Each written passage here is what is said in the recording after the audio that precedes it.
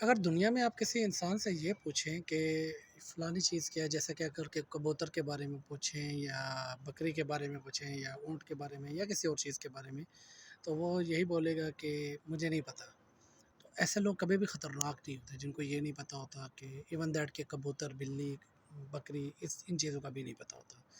لیکن اگر آپ کسی انسان سے یہ پوچھیں کہ یہ کیا چیز ہے، جیسے کہ آپ بکری کے بارے میں پوچھ رہے ہیں، تو وہ یہ کہے گا مجھے معلوم ہے، اور وہ یہ کہے کہ یہ گھوڑا ہے۔ اور اگر گھوڑے کے بارے میں پوچھے تو وہ کہے یہ گدھا ہے۔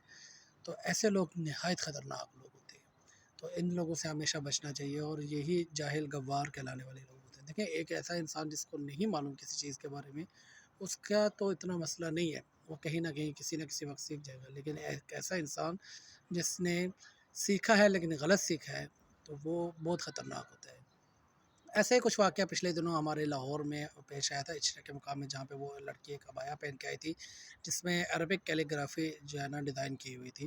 اور چونکہ ہم ہیں تو مسلمان، ہمارا قرآن پاک تو عربی میں ہے، لیکن ہم نے کبھی اس کو سیکھا نہیں ہے، ہم نے کبھی عربی سمجھنے کی یا پڑھنے کی یا سیکھنے کی کوشش نہیں کی، ہم نے بس چیزوں کو رٹنے کی کوشش کی ہے۔ اور وہاں پہ جو لوگ موجود تھے ان میں سے کسی کا بھی کوئی بھی اتنا صاحب عقل نہیں تھا کہ وہ ڈسٹنگوش کر سکتا، وہ یہ پڑھ سکتا کہ اس کے جو عبایا ہے اس کے اوپر آیا کوئی قرآنی آیات یا کوئی کلمہ وغیرہ لکھا ہوا ہے، یا ویسے ہی جو ہے نا کیلیگرافی کی گئی ہے۔